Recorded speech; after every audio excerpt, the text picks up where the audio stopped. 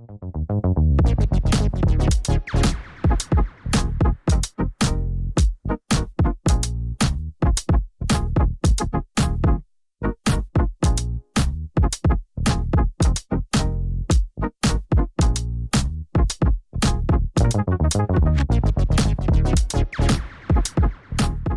buenas tardes, ¿cómo están? Hoy otro nuevo ciclo que estamos comenzando de nuestros webinars y hoy con un tema súper interesante y con nuestras líderes en los webinars, que es Miriam Rosenet, que de algo tenés, Miriam, que atrae a la gente y estás al top del rating de todo, así que es un gustazo. Y no nos queda otra que llamarte cada vez más seguido, ¿viste? Para que estés acá con nosotros, no queda otra. Y hoy, y hoy Me un lo voy a tema, creer, me lo voy a sí, creer y créeme, todo. créeme, porque los números no mienten, ¿eh? Así que hoy un tema que para nosotros es de todos los días, infección del tracto urinario. Bueno, cómo repasamos, me parece que está buenísimo que repasar en esta próxima media hora más o menos este tema que es de súper interés. Así que bueno, vayan haciendo las preguntas, como siempre, para los nuevos que se van sumando. Pueden hacer preguntas a través del chat de YouTube. Y recuerden, aquí en el Zócalo va a salir el email donde ustedes pueden inscribirse y así luego nosotros les mandamos algunas preguntitas choice para así luego les enviamos los certificados por haber visto el webinar. Sin más, vamos, Miri, directamente a escucharte. Gracias.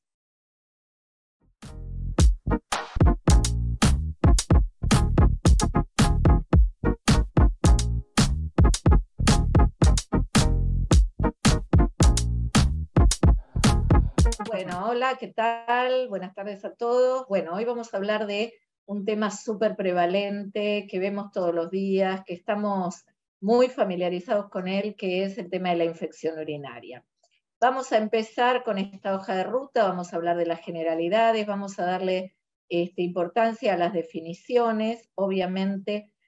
Vamos a hablar de infección urinaria en adultos mayores, su etiopatogenia, los factores de riesgo, los diagnósticos diferenciales, la presentación clínica, microbiología, diagnóstico y tratamiento. Y dentro del tratamiento vamos a puntuar dos cositas, el arándano y con esas ideas.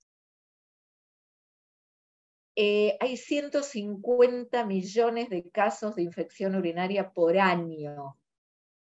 Se da más frecuentemente en las mujeres, si bien después de los 65 años se iguala prácticamente la incidencia. Se calcula que un tercio de las mujeres de menos de 40 años van a tener alguna infección urinaria y del 50 al 60% tendrá al menos una durante la vida.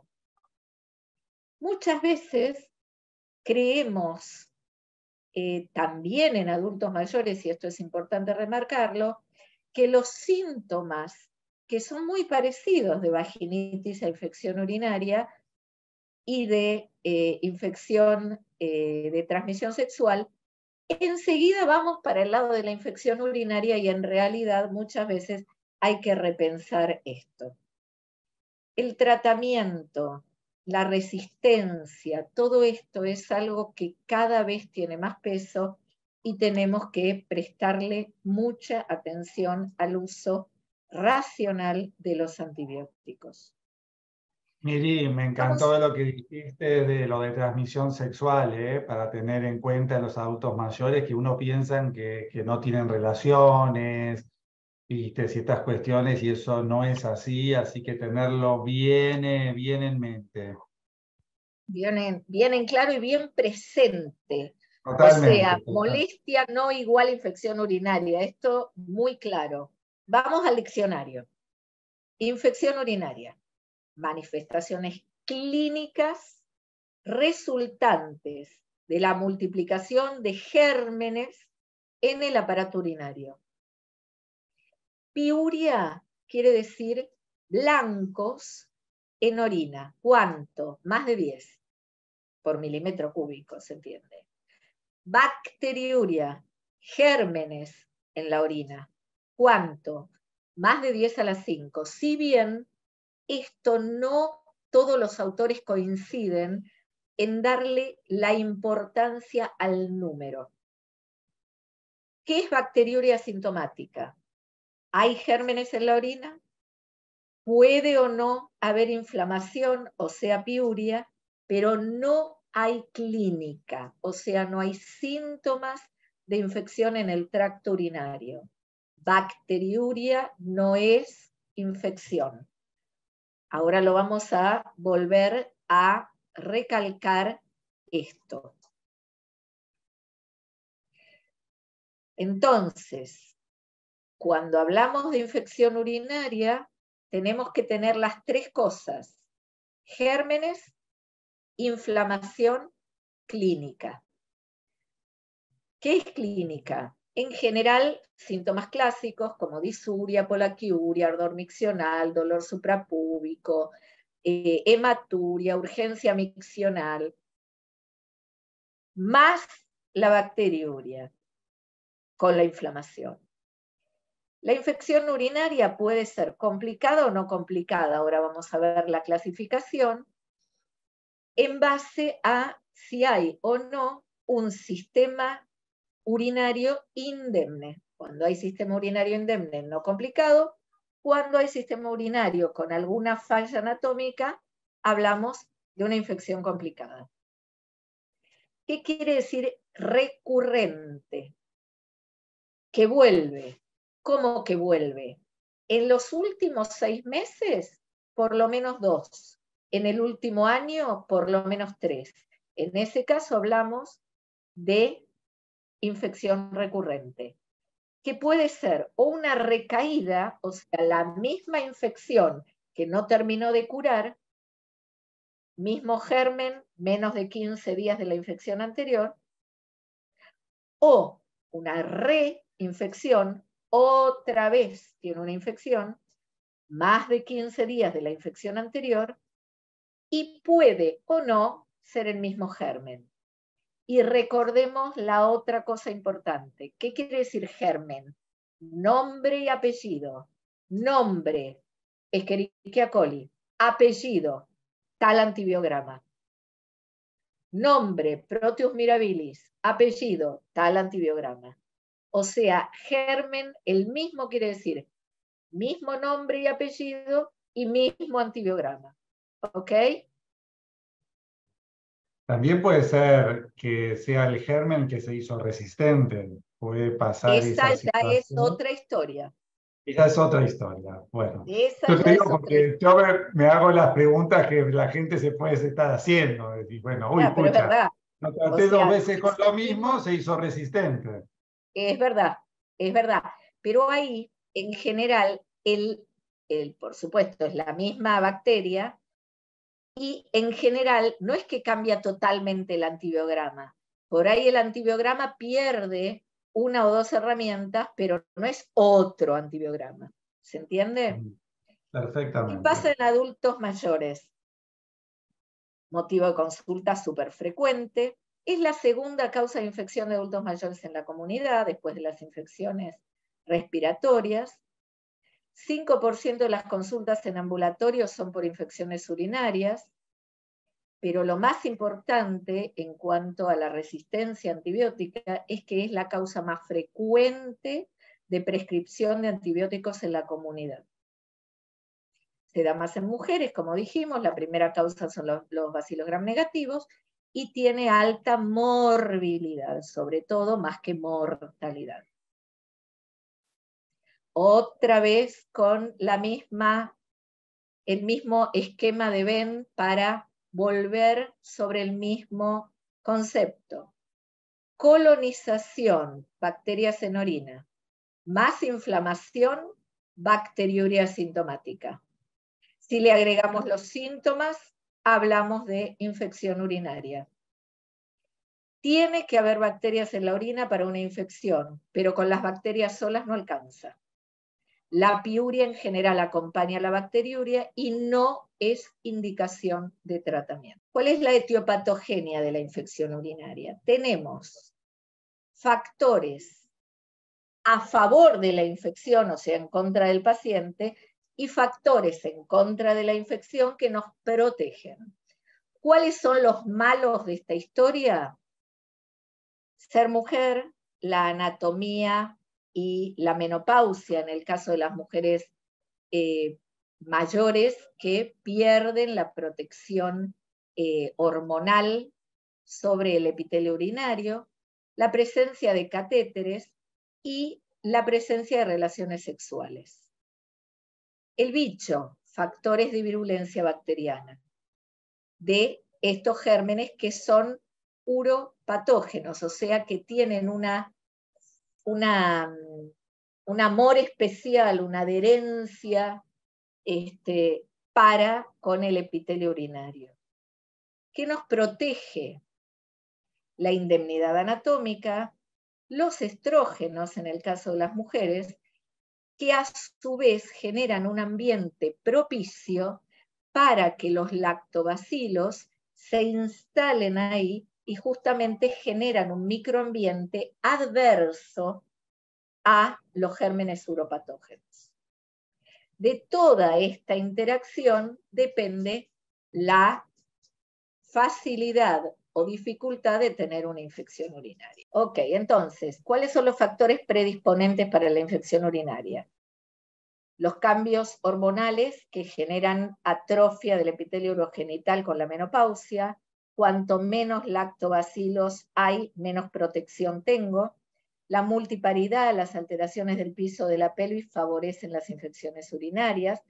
Lo mismo que la presencia de algún factor que me genere retención, la hipertrofia prostática, la prostatitis, la instrumentación de la vía urinaria, las incontinencias tanto urinaria como fecal, que se dan más en adultos mayores, el uso de drogas anticolinérgicas con todo lo que implica esto sobre el epitelio, sobre la función, digamos, urinaria, las alteraciones neurológicas que también se asocian a alteraciones en el vaciamiento vesical, y las comorbilidades como la diabetes, la inmunosenescencia con la dificultad o con la alteración de la función, sobre todo la inmunidad celular, las cuestiones que tengan que ver con las alteraciones de las cuestiones de fitness.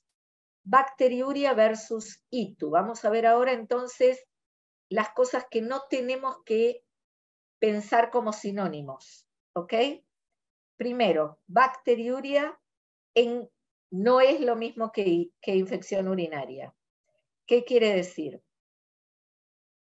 En el adulto mayor, como cualquier otra infección, la presencia de una infección urinaria puede no dar síntomas clásicos como los que habíamos dicho antes.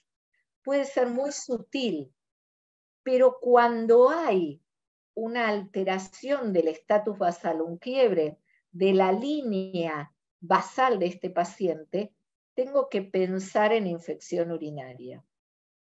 Cuando tengo dudas, tengo que ir a buscar el urocultivo. Y siempre tengo que entender el contexto del paciente. El tratamiento empírico en un adulto mayor, cuando la sospecha no tiene mucha documentación, es complicado. ¿Por qué? Porque tiene que ver con la generación de resistencia. Entonces, cuando que haya gérmenes en orina en una persona mayor no quiere decir que haya infección urinaria. Otra que no es un sinónimo, infección urinaria versus infección de transmisión sexual. ¿Cómo me inclino la balanza para un lado o para el otro? Cuando la persona tiene una historia previa de infección del tracto genital, o sea, una infección de transmisión sexual, tiene actividad sexual, tiene molestias al tener sexo o flujo, ya sea vaginal o peniano, hay lesiones macroscópicas en genitales o hay odinofagia, me inclino la balanza para el lado de la infección de transmisión sexual. Cuando todo esto falta o falta la mayoría y hay más vale molestias urinarias, y hay una historia eventualmente de infección urinaria, voy a ir a inclinar la balanza más para el lado de la posibilidad de infección urinaria. ¿Está bien? Perfecto. Presentación clásica, infrecuente en adultos mayores y sobre todo cuanto más frágiles, mucho menos voy a esperar esto. Disuria, polaquiuria, urgencia miccional, incontinencia nueva, dolor abdominal, dolor suprapúbico, hematuria, fiebre. ¿Qué es lo que voy a esperar más frecuentemente? Confusión, que el paciente esté aletargado, caídas, como en todas las infecciones, anorexia o hiporexia, y esto que habíamos dicho, este quiebre en la línea basal del paciente. O sea, moraleja, lo atípico es lo más típico en el adulto mayor. Absolutamente. Lo esperable es lo atípico. Entonces, ¿a quién voy a ir a testear para buscar gérmenes en la orina? A las embarazadas, obviamente no es nuestra población, y en nuestra población a varones o a mujeres que vayan a ser invadidas por un procedimiento urinario que implique un sangrado potencial de la mucosa. Ahí sí voy a hacer un urocultivo previo. Pero cuando decís urocultivo, en gente asintomática. Asintomático. Perfecto. Asintomático. En asintomáticos. Ok. Pero ¿a quién no le voy a ir a buscar por las dudas una infección urinaria cuando está asintomático? Ni a las mujeres premenopáusicas que no estén embarazadas, ni a las mujeres posmenopáusicas, aun si están institucionalizadas o si son varones y están institucionalizados, a ninguna persona adulta mayor que viva en la comunidad, aun si es diabético, tampoco tengo que ir a buscarlo, ni a personas con catéteres urinarios o lesiones de médula espinal. O sea, no voy a ir a buscar de rutina un urocultivo a un paciente asintomático. Esa es la moraleja. Clasificación. Dijimos entonces que la infección urinaria puede clasificarse de distintas maneras. En base a la localización, hablamos de infección baja o cistitis o prostatitis, o infección alta, pielonefritis. En base a la posibilidad de complicaciones, cuando la estructura urinaria está indemne, las posibilidades de que se complique son bajas, infección no complicada. Cuando tenemos alteraciones de inmunocompromiso, de la indemnidad de la vía urinaria u otras alteraciones estructurales, por ejemplo, neurológicas, hay más riesgo de que la infección sea complicada. Igual no es obligatorio, pero digamos, para tener el panorama grande. Y hay situaciones especiales. La enfermedad recurrente, la infección urinaria recurrente, en embarazadas, en portadores de catéter y en varones, que no son complicadas por definición, pero tengo que tener una mirada diferente, situaciones especiales, las llamamos. 2 palabras sobre la infección complicada. Dijimos que había anomalías anatómicas o estructurales de la vía urinaria, puede haber instrumentación en el último mes, puede ser una persona que por sus características tenga más facilidad de tener infecciones más complejas, por ejemplo, un renal, por ejemplo, un diabético, un inmunosuprimido o una persona trasplantada. Cuando hay instrumentación de la vía urinaria por el tema próstata o por alguna situación que el paciente está con catéter urinario, también tengo más riesgo en el caso de varones de tener infecciones complicadas. ¿Y qué quiere decir? ¿Qué tengo que pensar cuando digo complicado? Que puede haber gérmenes inusuales y más resistentes. ¿Cuáles son los gérmenes más frecuentes? Escherichia coli. Entre el 60 y el 80, de hecho hay trabajos que hablan de hasta el 90% de las infecciones urinarias son por Escherichia coli. Otros gérmenes gram negativos como Klebsiella pneumoniae, Proteus, Pseudomonas, enterococo es un gran positivo, Providencia, Serratia, Citrobacter, y algunos gérmenes gram positivos como el Staphylococcus saprofítico o el Enterofelis.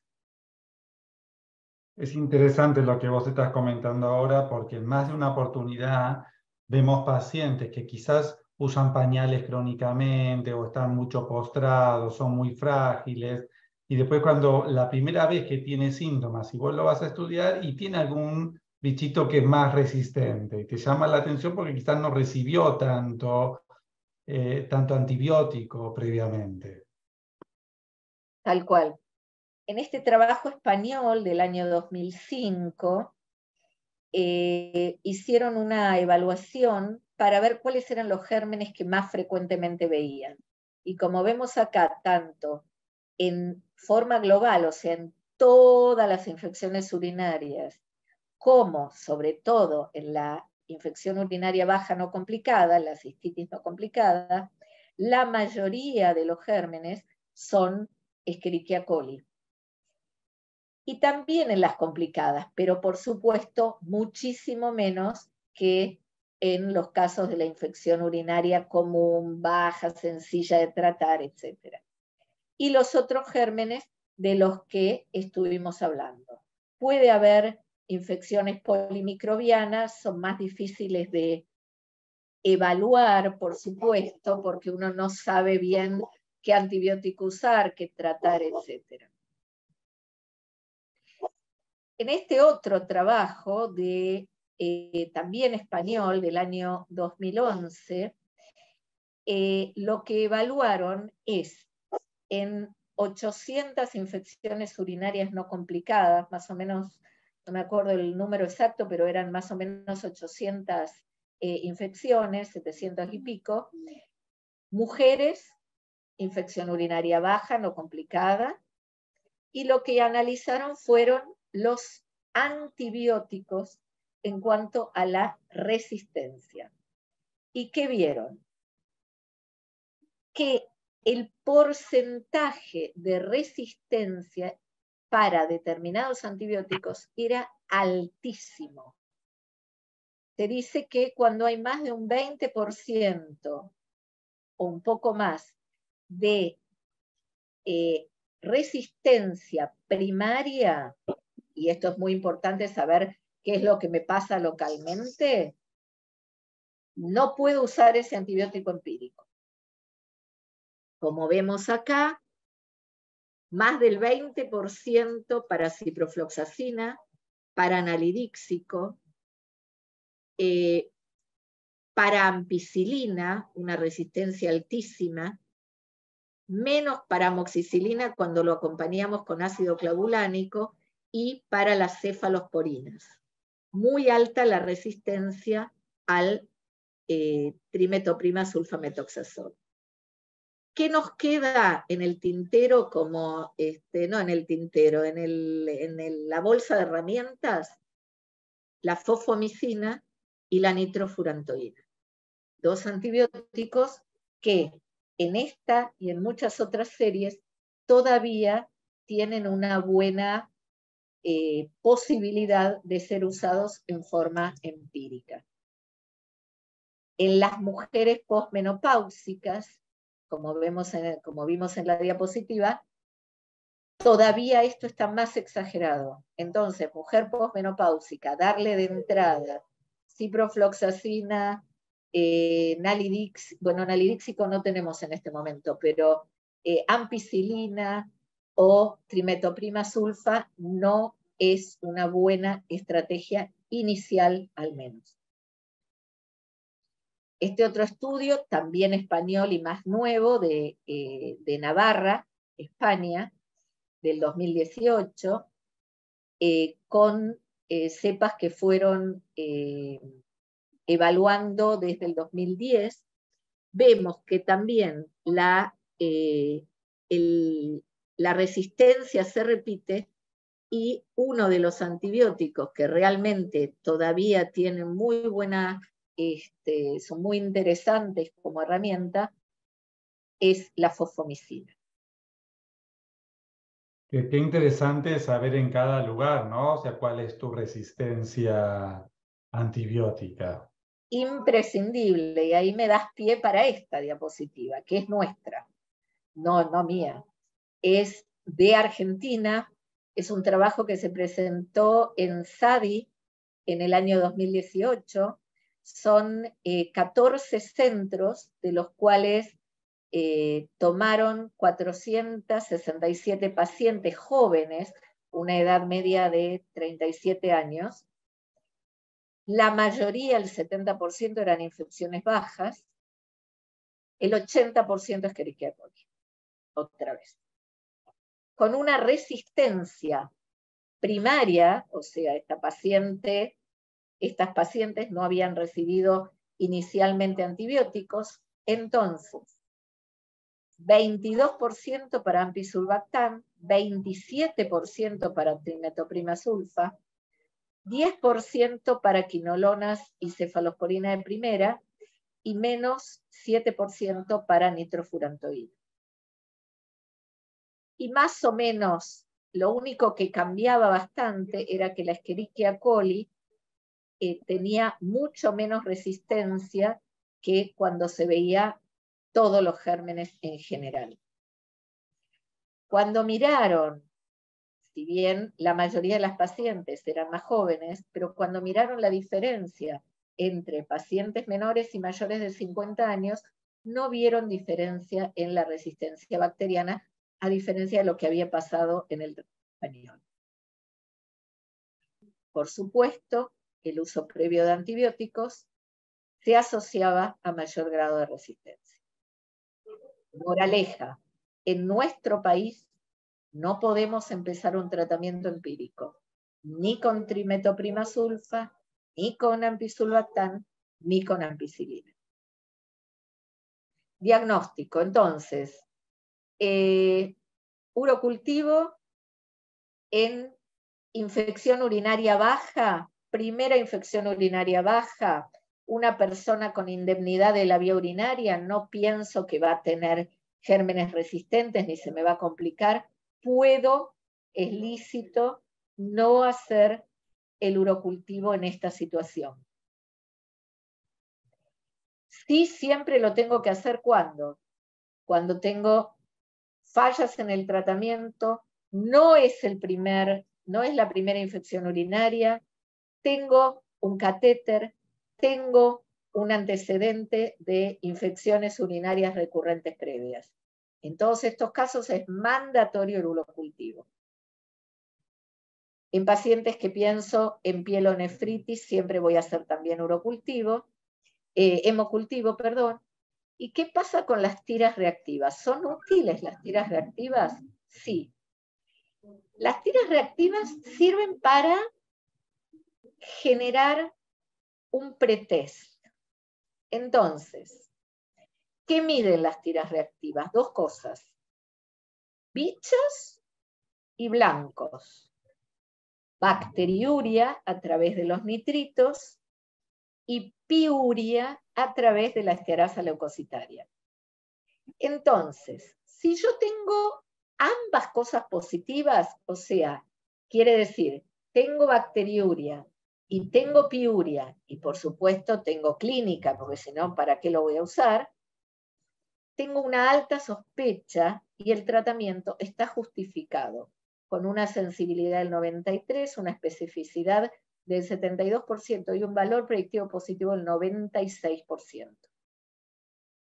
Al revés, si no tengo nitritos, no tengo estearasa leucocitaria positiva, o sea, tengo los dos negativos, por más que la persona tenga clínica, mi posibilidad de ITU es muy baja, el valor predictivo negativo es del 73% y tengo que ir a buscar otra causa del síntoma de esta paciente o de este paciente. ¿Está claro esto? Por supuesto que en el medio si tengo bacteriuria, o sea, nitritos positivos, pero no tengo inflamación, la sospecha de ITU es de baja la sensibilidad, 53%, 98% de especificidad. Está justificado tratar, y acá podemos tener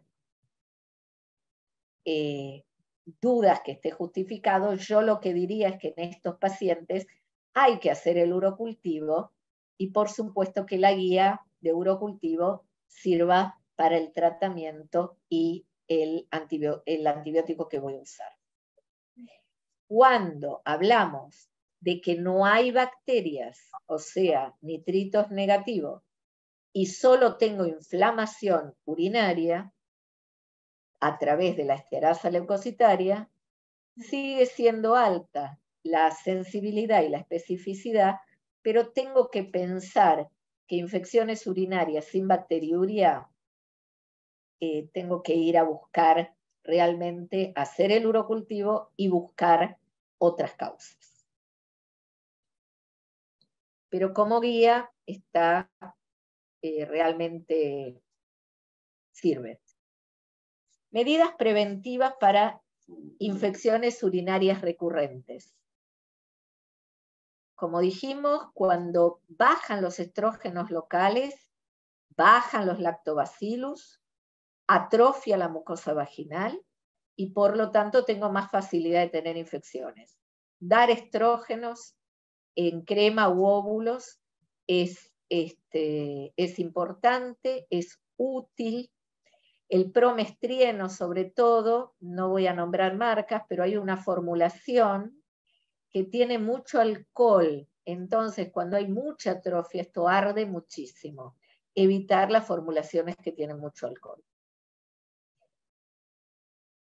Antiespasmódicos vesicales, la fenazopiridina, por ejemplo. Esto es útil, disminuye la inflamación. Por supuesto que si hay una infección urinaria va a servir para el síntoma y no para los gérmenes, pero es realmente útil para el síntoma y muchas veces cuando lo que hay no es una infección, sino una vaginitis, realmente sirve. El arándano, ¿sirve el arándano o no sirve? Está claro que el arándano, vamos a ir un poco ahora volvemos a la diapositiva anterior. El arándano, ¿para qué sirve? Y hay un Cochrane que comparó arándano jugo, arándano tabletas, y vio que es similar la utilidad. ¿Para qué sirve? La Escherichia coli tiene unas fimbrias, que hay dos tipos de fimbrias, no importa, que hace que la Escherichia coli, migrando desde su lugar de localización primordial, que es el intestino, suba al epitelio urinario y se adhiera. El arándano hace que la pared sea lisa y patinosa. La fimbria no adhiere y por lo tanto mejora la capacidad propia del cuerpo de limpiar de Escherichia coli el epitelio urinario.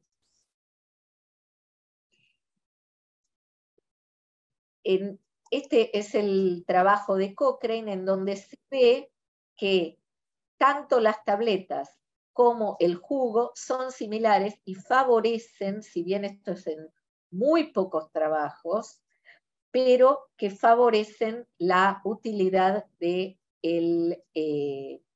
arándano. Esto está más claro en mujeres premenopáusicas que posmenopáusicas. Entonces ya estamos frente al tratamiento. ¿Qué vamos a elegir como tratamiento? Cuando elijo un tratamiento tengo que tener un par de cuestiones claras. Primero, las guías locales, las internacionales también, pero sobre todo las locales, me van a ayudar a saber cuál es mi resistencia. Entonces, ¿qué puedo elegir y qué no? Es muy importante tener estos patrones de resistencia local, y cuanto más chiquito sea mi local, mejor. Las infecciones urinarias en mi hospital, en mi comunidad, cuanto más sepa yo de esa resistencia, mejor me voy a saber manejar. Tengo que tener claro los costos, la disponibilidad y los efectos ecológicos, o sea, cómo interfiere el antibiótico que uso en la resistencia bacteriana. SADI en 2019 actualizó las guías de recomendación y ¿qué es lo que recomienda hoy por hoy SADI? Primero, tratamientos cortos en infección urinaria baja, entre 5 y 7 días, favoreciendo el 5, y en infección urinaria alta, entre 7 y 10 días, favoreciendo el 7. ¿Cuáles son los que voy a elegir para infección urinaria baja?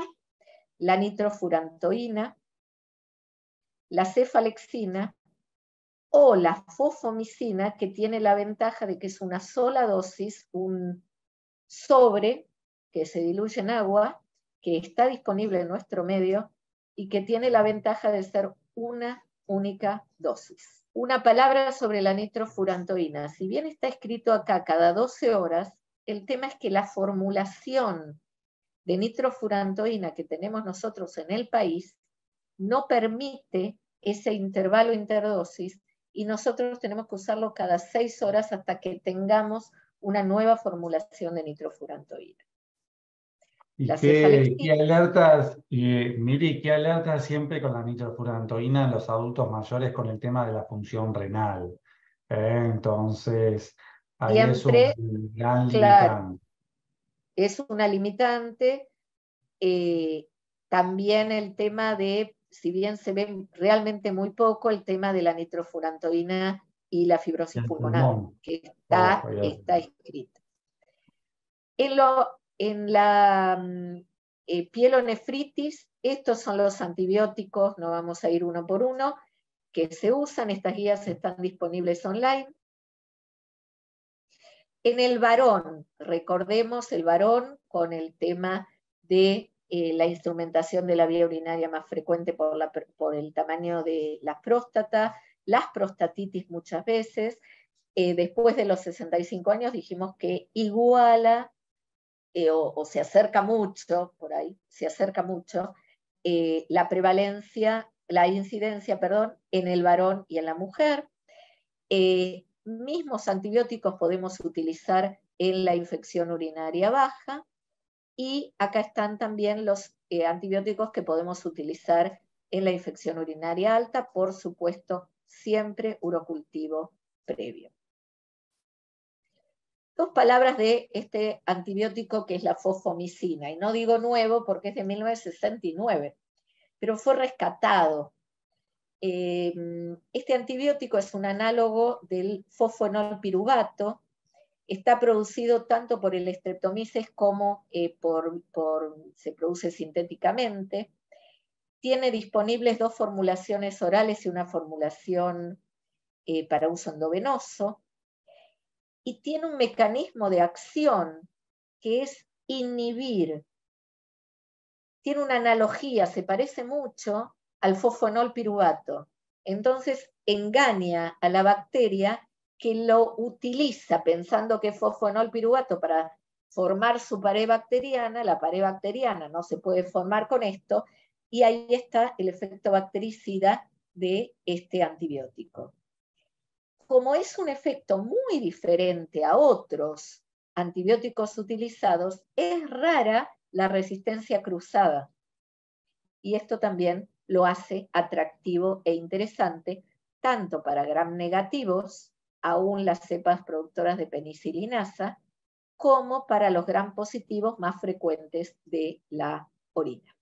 Incluso hay trabajos que muestran la utilidad del uso de la fosfomicina para gérmenes que son productores de beta-lactamasas de espectro extendido, como Escherichia coli, por ejemplo, en este trabajo de Perú del año 2018.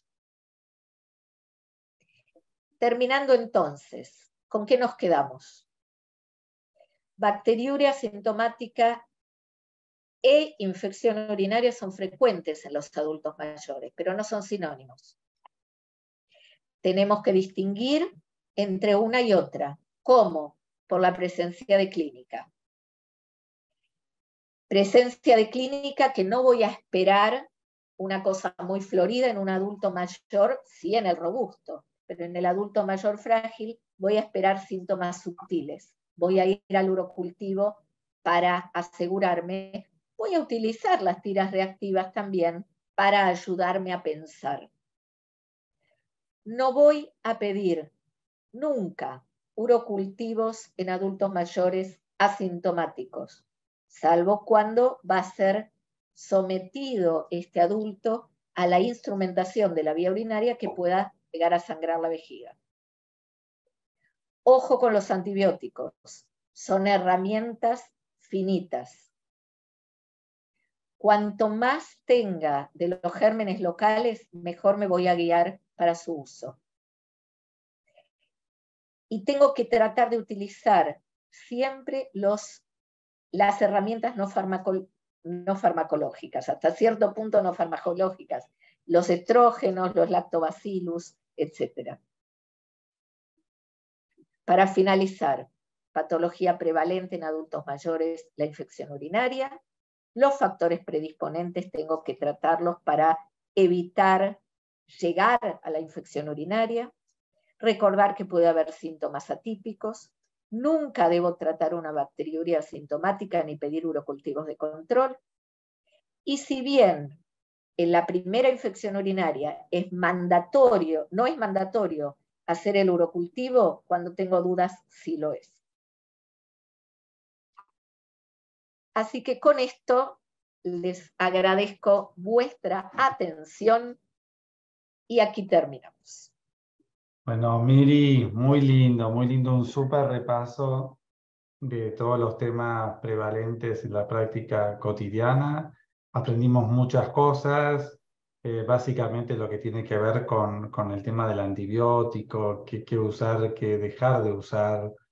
Así que me parece que fue súper útil. Te agradecemos muchísimo estar aquí con nosotros otra vez más. Bueno, gracias a todos los que están viendo la charla. Hagan las preguntas desde ya que quieran y también contesten las preguntitas choice así para obtener el certificado. Así que los esperamos a todos en un nuevo capítulo que saldrá el lunes próximo a las 19 horas. Bueno, un abrazo grande y a seguir cuidándose. Chao, que Chau y estén bien. gracias.